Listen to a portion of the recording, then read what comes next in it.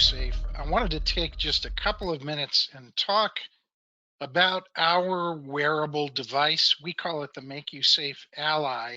It's this armband that I'm wearing here today. So envision, if you will, workers walk into your facility at the beginning of a shift or the beginning of their day. They walk up to a wall mounted kiosk. You can see that has a keypad, and workers simply enter a unique identifier, could be their employee ID number. One of the wearable devices in that kiosk will flash green, and that's assigned to them for the day or for the rest of their shift until they return it to the kiosk. This is what it looks like when we scale up in a large facility, maybe with hundreds of workers. These kiosks can be linked together so that there's no waiting. They can be distributed around a facility at various entry or exit points. And now that wearable device begins collecting data actively and in real time sending that through the MakuSafe connected ecosystem to our cloud-based analytics platform, where we're using machine learning and artificial intelligence, AI, to generate safety and risk intelligence for leaders. The wearable device itself is really collecting four distinct kinds of data. In the bottom right, you'll see that we're monitoring environmental conditions that are unique to a worker, things in the form of temperature and humidity. We're a full noise dosimeter. We're even monitoring air quality and light levels on the device. Those may seem simple, but temperature and humidity, for example, gives us the ability in real time to generate a personalized heat index for every individual, regardless of where they are. Two people standing on various sides of a piece of machinery might be experiencing dramatically different environmental conditions. I might be receiving high heat index, while you on the other side may be receiving high noise dosage or poor air quality from its exhaust. Now we're able to see the unique environmental conditions that are affecting work for each individual, regardless of them being inside a facility or outside of a facility. Now, what makes MakuSafe unique is that we combine that environmental monitoring with the top left here. A lot of monitoring of potentially hazardous human movement and motion. We started down this path wanting to know if we could identify and tell the difference between a slip, trip, or a fall.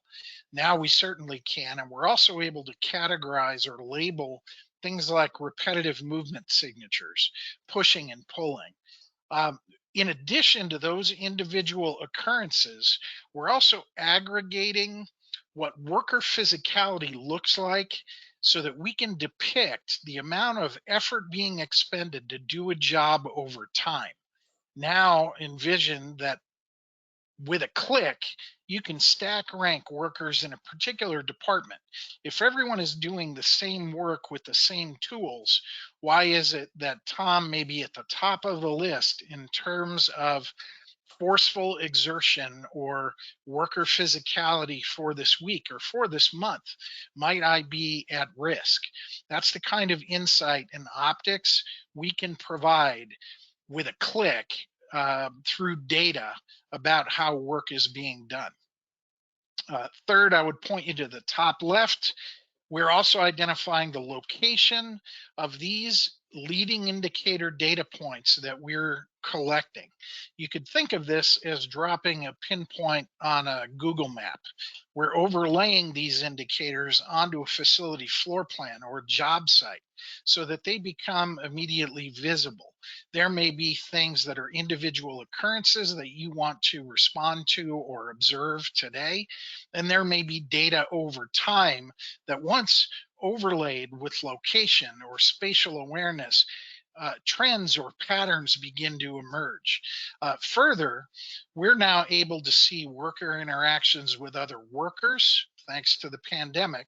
And now we're certainly working with an awful lot of clients regarding visualizing worker interaction with the connected things or systems around them in a smart factory environment. And last but certainly not least, the button in the middle of the device allows any worker to push to talk. That has to be done intentionally. They have to push to hold down, but that allows their ability to speak into the device and report via the My Voice capability. Things like near misses, good catches, could be maintenance requests, could be tool needs, anything from their perspective that may be considered important or they may think is important in the moment. So, what are we not doing in the same breath? We're not monitoring the individual at all. There's no sensors looking inward at the worker. We're not collecting anything that would be considered PII or biometrics. Further, we're not disrupting or even annoying the worker by delivering haptic feedback or bells or whistles going off. That may create more of a hazard. Most people find it a nuisance. And that next point, I believe, is incredibly important. We're not making any assumptions that the worker or worker behavior is the problem that may need to be solved. Instead, we're passively gathering data. We're providing that in the form of actionable intelligence to safety leaders, as the worker may not know how to remedy the problem. They might even worsen it. Further, there's no button you can push to find out exactly where I am now or how many times I've been to the break room today. We're not tracking people, we're tracking indicators of things that may be exceeding what normal work looks like or exceeding thresholds that are generally accepted safety standards. We send all that data, as I mentioned before, to our cloud software or analytics platform. We call that MakuSmart. On any device, even a smartphone, team leaders or safety supervisors can opt in for notifications for the team of people that they're responsible for, or begin to drill into data and understand really what's happening. Um, any member of the leadership team can see those things that are relevant to them. And really, we've been on a path for quite a long time to understand from safety leaders, from risk management professionals, from the people in leadership on the front lines, how to make this data immediately actionable so that you can use it to guide your interventions, your engagements with people, your observations, your inspections, and really have a pulse on the latest things that are happening within your facility or to the people that you're responsible for. So that's a little bit about what we're doing here at MakuSafe. There certainly is plenty of other information on our website in the form of case studies, flyers, and if we can be of help at all in understanding further, please reach out to us. We'd love to hear from you.